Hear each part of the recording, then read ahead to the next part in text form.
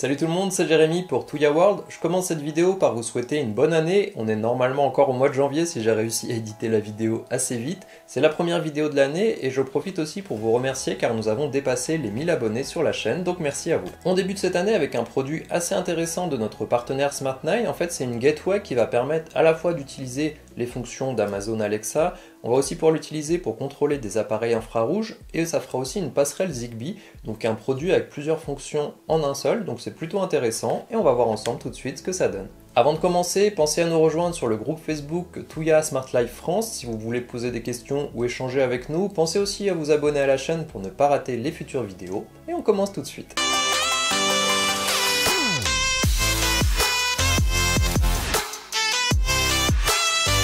Dans la boîte, ça va aller vite, on a simplement une enceinte et un câble micro USB pour la brancher. Vous pourrez bien sûr la brancher sur un chargeur ou directement sur un appareil disposant d'un port disponible. Pour le design, on a un appareil noir, entièrement en plastique avec le port micro USB derrière. Sur le dessus, on retrouve les boutons qu'on a habituellement sur les appareils Amazon, les deux boutons pour le volume, pour pouvoir couper le micro, pour pouvoir aussi déclencher l'écoute d'Alexa, etc.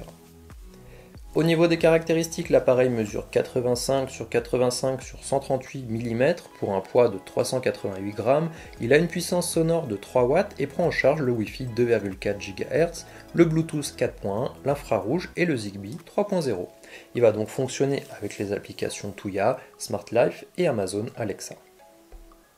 I am ready connecting. Voilà, alors comme vous l'avez entendu, l'enceinte est prête à être connectée. On a aussi le petit voyant jaune qui est en train de clignoter pour dire qu'il est en mode apprentissage. Dès que j'ai ouvert l'application Tuya, automatiquement on m'a proposé d'ajouter l'appareil. Donc je ne vais pas l'ajouter juste pour vous montrer la procédure, mais j'aurais pu le faire là directement. Alors nous on va aller directement l'ajouter manuellement pour que vous puissiez voir. On va aller dans le petit plus. Ici l'appareil est encore vu, on va ne pas l'ajouter. On va aller dans la partie contrôle de passerelle et ensuite dans passerelle multimode, Bluetooth plus Zigbee. Donc ici ça nous demande de réinitialiser l'appareil au besoin, là on est déjà en mode apprentissage donc on a juste à cliquer sur suivant et il va aller le retrouver automatiquement grâce au Bluetooth. Donc bien sûr il faut activer le Bluetooth sur votre appareil si ce n'est pas déjà fait. On va cliquer sur le petit plus, on rajoute ici le mot de passe de la maison. Donc ici on n'oublie pas, on se met bien en Wi-Fi 2,4 GHz et non pas en 5 GHz, sinon ça ne marchera pas. Et on a juste à attendre. Voilà, le périphérique a été rajouté, on va cliquer sur suivant. Donc là vous pouvez le renommer si vous en avez plusieurs pour que ça soit un petit peu plus simple. Je vais le laisser avec Smart Speaker pour l'instant. Et directement on arrive sur la page de connexion Amazon Alexa. On va pouvoir rentrer son identifiant habituel, donc votre compte Amazon si vous n'avez jamais utilisé Amazon Alexa jusqu'à présent. Donc là on continue les étapes. Now your device connected the internet. Voilà, notre appareil est connecté à Internet maintenant. Et automatiquement, on est connecté sur Amazon. Alors tout simplement parce que moi j'ai l'application Amazon d'installer aussi avec mon compte déjà configuré. Sinon, il faut juste entrer votre adresse mail et votre mot de passe. Donc on peut déjà demander des choses à Alexa comme on le ferait d'habitude. Alexa, quelle heure est-il? Il est 1h12. Voilà, donc du coup ça fonctionne correctement. Alors je vous remets pas toutes les fonctions Amazon Alexa, vous les connaissez sans doute déjà, mais on peut directement l'utiliser. Vous avez aussi fait attention à la personne, Alexa en tout cas nous répond en français, donc ça c'est plutôt pratique quand même. Voilà, donc ça pour la partie Amazon c'est fait. Ici si on vient cliquer sur ces petites parties toute à gauche, on va avoir plusieurs fonctions présentes. Donc la partie IR Device, donc c'est la partie infrarouge, la partie Zigbee. Le device, donc ça va permettre de contrôler les boutons présents juste ici directement, et le langage. Donc dans la partie langage, on va pouvoir choisir le mot de réveil de l'enceinte, si on veut le mettre en français. Et pareil pour la partie la réponse, donc on va aussi pouvoir choisir la langue dans laquelle on veut qu'on nous réponde. Donc on va avoir de l'anglais, du français, de l'allemand, de l'italien. Je pense que c'est à peu près toutes les langues qu'on retrouve sur Alexa de base de toute façon. Donc pour la partie infrarouge, on va aller voir tout de suite comment ça marche. Donc là j'avais déjà fait un test, donc on l'a ici. Je vais juste le supprimer et on va recommencer comme ça on le voit ensemble. Donc là même si j'avais complètement enlevé l'enceinte, il a quand même gardé certaines informations en mémoire visiblement. Donc là, sur la partie infrarouge, on va pouvoir finalement contrôler n'importe quel appareil qui aurait déjà une télécommande ou même dont on aurait perdu la télécommande en cliquant sur Add. On va ici avoir la possibilité de choisir finalement des objets déjà existants. Donc par exemple une télé. Et ensuite on va pouvoir choisir par marque directement. Donc on a pas mal de préconfigurations. Il y a pas mal de marques que je connais pas du tout. Donc je pense qu'il y a de quoi trouver facilement la télé qu'on a chez soi. Si je prends celle-là par exemple, ça va nous permettre de prendre la télécommande existante, de la mettre vers l'appareil et de cliquer juste pour voir en fait si cette télécommande est reconnue correctement. Donc là par exemple sur la partie allumage de la télé. Donc là c'est bien, donc si vous avez déjà un appareil qui est dans la liste, si c'est de la marque, quelque chose qui est connu. Si par contre vous avez un appareil qui n'est pas reconnu dans cette liste là, ou parce que c'est pas de la marque tout simplement, moi j'ai pris cette petite lampe par exemple qui va venir s'allumer en infrarouge, il n'y a pas vraiment de marque dessus, hein, c'est un truc à pas cher. Donc je vais aller dans la partie DIY, Do It Yourself. Là je vais choisir quel type d'objet c'est, tout simplement pour que la télécommande virtuelle ressemble, donc ça sera une ampoule, une light.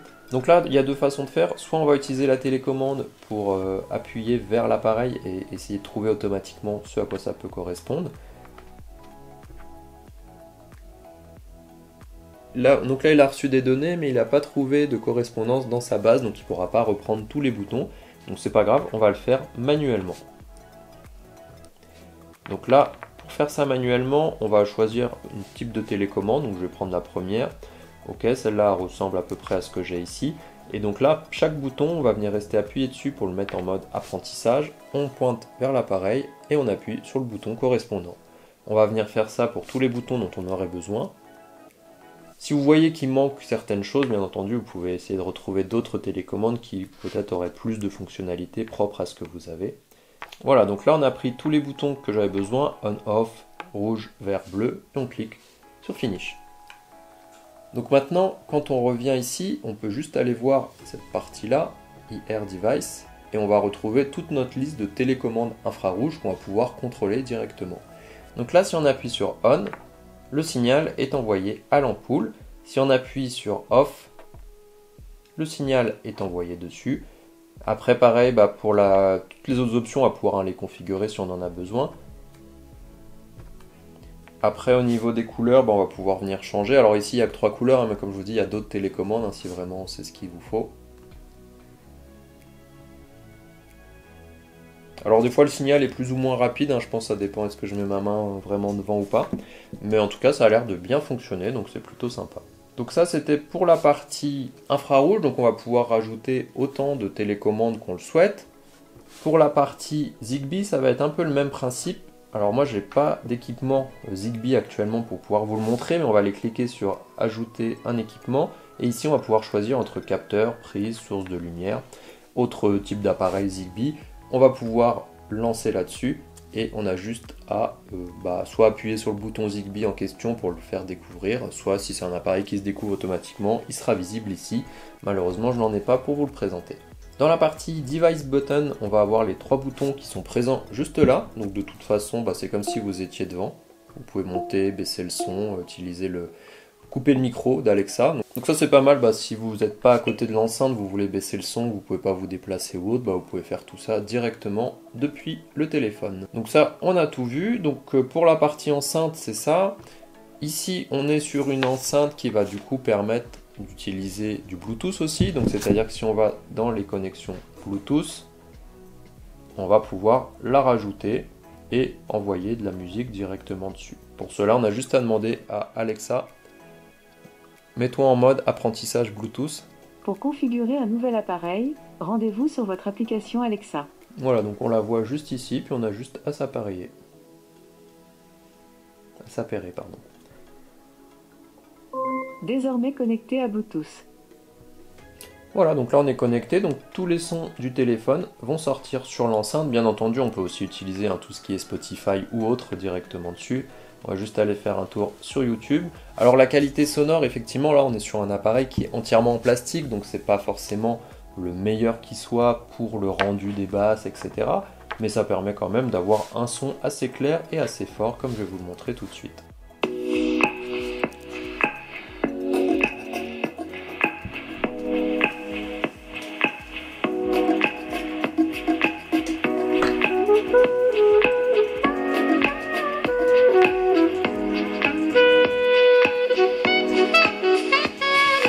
Remember the day that we met again. time she would cry on my shoulder. I was here all alone trying to save her. You asked me. Alors le son est quand même sympa, c'est vrai qu'ici on est sur un système entièrement en plastique, donc habituellement on essaye quand même d'avoir des choses en bois, des choses avec du tissu, etc. comme ils font sur Google ou chez Amazon. Maintenant le son est quand même assez sympa. En plus de ça, bon c'est peut-être pas forcément assez fort si vous avez un très grand salon et que vous voulez vraiment l'utiliser comme enceinte principale, mais pour une pièce comme ça, comme un bureau ou autre, ça va très bien. Et puis peut-être que vous n'utilisez pas forcément la musique très fort. Donc voilà. Donc ça c'était une petite parenthèse pour la partie musique Bluetooth. On va passer maintenant sur Tuya toujours dans la partie scénario pour voir un petit peu quelles sont les options qu'on a quand on a un appareil en tant que déclencheur ou en tant qu'appareil déclenché sur cette enceinte.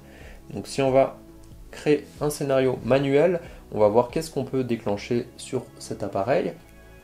Donc sur le smart speaker, on va pouvoir réveiller le bouton, on va pouvoir choisir la langue en fait. Donc bon, ça c'est pas forcément quelque chose qu'on va faire via un scénario, mais pourquoi pas. On peut venir changer la puissance du volume, muter le micro.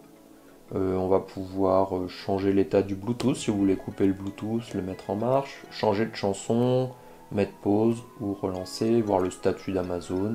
Donc là on est vraiment sur la partie enceinte Bluetooth qu'on va pouvoir venir contrôler, ou Amazon, mais pas forcément contrôler les appareils infrarouges.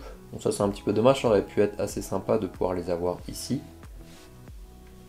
Maintenant, si on veut voir qu'est-ce que cet appareil peut déclencher, donc là c'est la même chose, pareil, donc c'est exactement les mêmes modes, donc pareil ça pourrait être si on vient baisser ou monter le son, ça va faire une action ici. Si jamais on veut mettre pause, on peut faire une action. Si on vient couper le micro manuellement ici aussi, ça pourrait déclencher une action parce que on sait que c'est le soir qu'on coupe le micro ou je ne sais pas, quelque chose comme ça. Après ça peut vous servir comme déclencheur de scénario, pourquoi pas, si vous savez que le micro vous le coupez presque jamais, ça peut être un bouton particulier qui va venir vous servir à déclencher un autre scénario. Mais après c'est pas forcément quelque chose qui va beaucoup servir dans un scénario plus général avec pas mal d'objets.